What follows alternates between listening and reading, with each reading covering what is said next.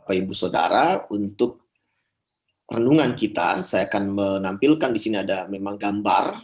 Kita bisa lihat di situ Bapak Ibu ya. Sebelah kiri gambar waktu Yesus naik ke surga, dan sebelum dia naik ke surga di Matius pasal 28 ayat 19 sampai 20 mengatakan, kata Yesus, "Karena itu pergilah, jadikanlah semua bangsa muridku, dan baptislah mereka dalam nama Bapa dan Anak dan Roh Kudus, dan ajarlah mereka melakukan segala sesuatu yang telah kuperintahkan kepadamu. Dan ketahuilah, aku menyertai kamu senantiasa sampai kepada akhir zaman." Pada judul renungan yang saya tulis adalah memberitakan Injil bukan pilihan. Jadi, kalau kita disebut memberitakan Injil, itu bukan karena sesuatu yang dipaksa, atau boleh tidak, boleh iya, sebagai pilihan. Tetapi kalau kita melihat pada ucapan Yesus, bagi setiap orang yang percaya kepadanya, ya, dan dalam bacaan kita tadi, pada ayat yang ke-17, yang ditulis oleh Paulus, ya, ternyata kalau dibilang memberitakan Injil itu, ya Bapak Ibu, kalau dibilang memberitakan Injil itu, sesuatu yang betul-betul sebagai identitas diri seorang yang telah dibaptis. Ya, saya kutip ya ayat 17, saya ulang begini. Kalau andai kata aku melakukannya menurut kehendakku sendiri, memang aku berhak menerima upah. Tetapi karena aku melakukannya bukan menurut kehendakku sendiri, pemberitaan itu adalah tugas penyelenggaraan yang ditanggungkan kepadaku. Ya, ditanggung kepadaku, sebab ayat yang 16 saya kutip juga pada tulisannya, karena jika aku memberitakan Injil, aku tidak mempunyai alasan untuk memegahkan diri, sebab itu adalah keharusan bagiku. Pada dua ayat ini, Bapak Ibu Saudara, nampak jelas kalau bagi Paulus, ketika dia memilih ya untuk menerima Yesus dan dia dibaptis ya menjadi seorang Kristen, maka di dalam dirinya memiliki satu ciri, satu identitas, satu ciri ya, satu identitas. Apa cirinya? Apa identitas seorang beragama Kristen? Apa ciri identitas seorang yang percaya kepada Yesus atau murid Yesus? Yaitu memberitakan Injil. Ya, memberitakan Injil, Bapak Ibu. Tidak lebih, tidak kurang. Itulah panggilan hidup seorang yang percaya. Paulus, saya, dan Bapak Ibu Saudara. Jadi, kalau bicara soal pemberita Injil atau memberitakan Injil, itu bukan sebuah pekerjaan yang bisa kita pilih atau kita cita-citakan. Orang mengerti, memahaminya, semisal adalah, oh itu menjadi seorang pendeta, oh menjadi seorang penginjil, ya, menjadi seorang gembala, pastor, begitu ya, dan sekolah teologi sebelumnya, gitu ya, atau guru agama misalkan. Ya itu kan satu bentuk yang memang tegas sebagai satu pelayanan yang mengkhususkan dirinya, begitu ya. Tapi bentuk bagaimana dia hidup ya sebagai orang Kristen atau murid Yesus adalah sikap hidup yang memberitakan Injil, tanpa dia harus menjadi seorang pendeta, pastor, atau gembala, atau penginjil itu sendiri. Ada yang dihadirkan, dan itu sudah melekat ketika Yesus bilang, pergilah, jadikanlah semua bangsa muridku. Itu satu perintah. Itu yang ditanggungkan, kata Paulus, kepada Paulus oleh Tuhan Yesus. Dan ini sebuah keharusan hidup menjadi murid Yesus.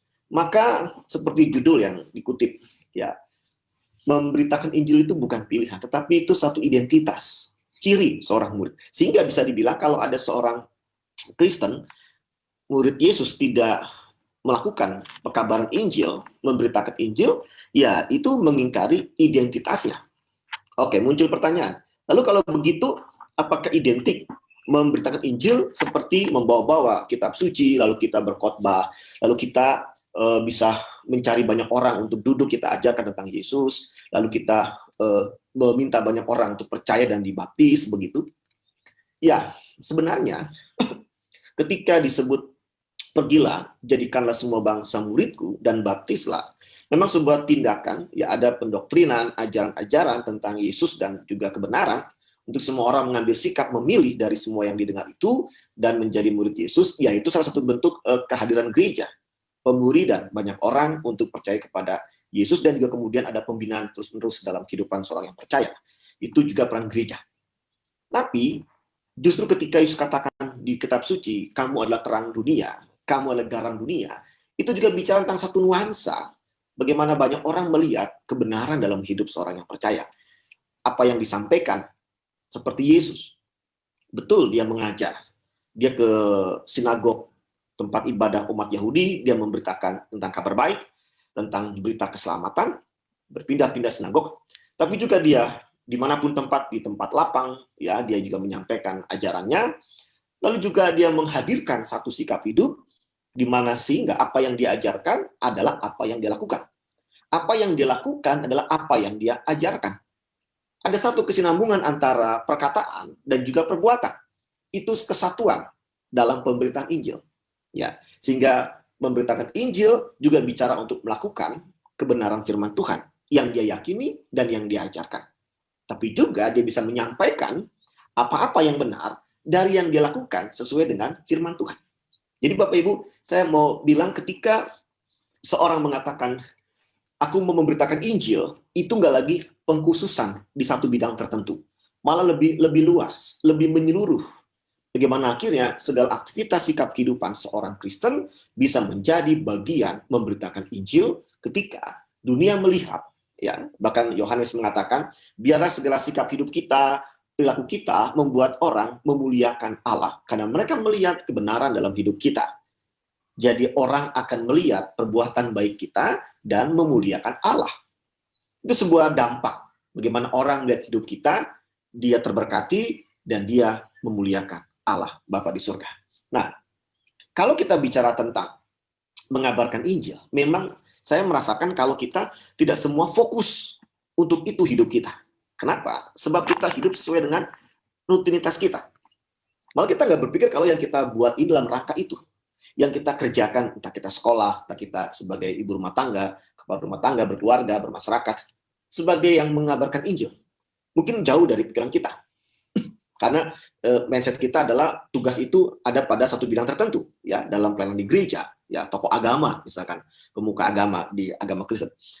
Tapi sesungguhnya adalah kita malam ini diajak untuk melihat betapa memberitakan Injil itu juga tanggung jawab setiap orang yang telah dibaptis atau CD, yang telah mengaku Yesus sebagai Tuhan, bahkan menjadi murid Yesus atau beragama Kristen. Semuanya tidak terbatas hanya orang yang dewasa. Bahkan dari anak-anak kecil yang kita lihat pada kelompok sekolah minggu, ibadah anaknya, pun diingatkan, diajarkan tentang memberitakan Injil di usianya. Ya, jadi di sini Bapak Ibu, betapa kehadiran kita betul-betul mengungkapkan kabar baik itu sendiri.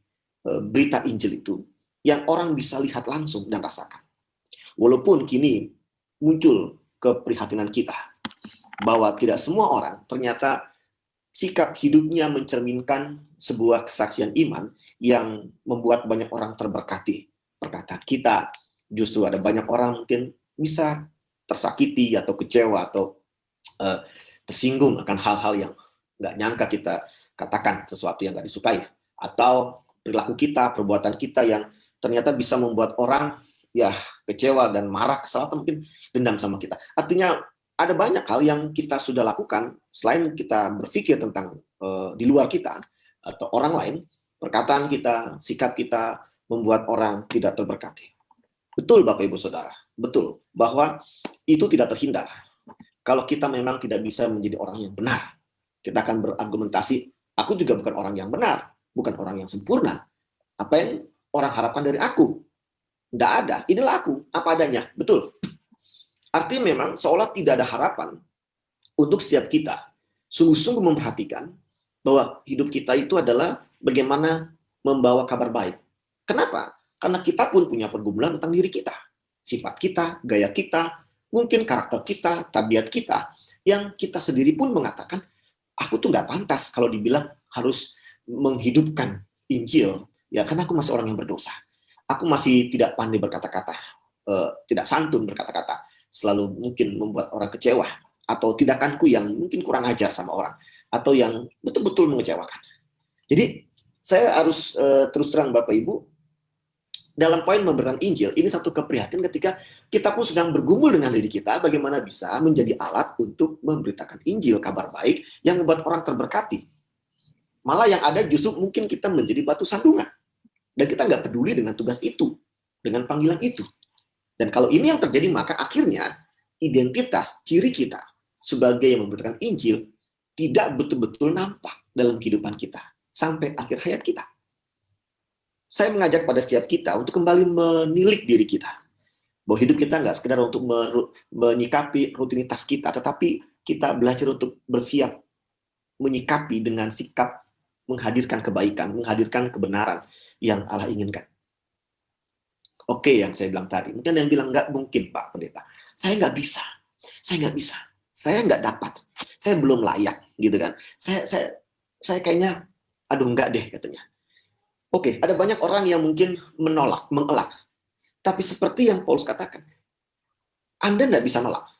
Ini keharusan. Sepanjang Anda menyatakan diri sebagai seorang Kristen, maka menghadirkan hidup yang menjadi berkat itu sesuatu yang memang harus dimiliki.